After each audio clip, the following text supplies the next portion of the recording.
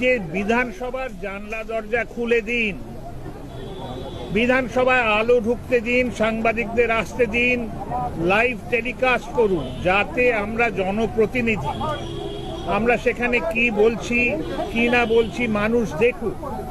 আমরা দায়বদ্ধ। কেন এ কথা বলছি? কারণ আমরা কিছু দেখছি দ্বিচারিতা হচ্ছে।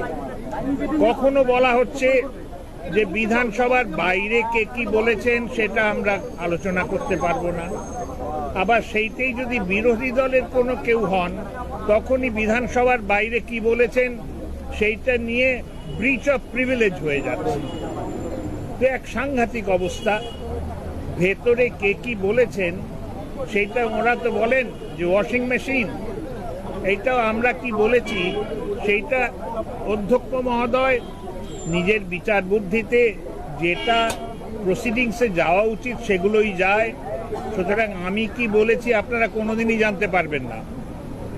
আপনারা জানতে পারবেন শুধু সেইটুকু যেটুকু বিধানসভার থেকে পরিশ্রুত হয়ে বেরোয়।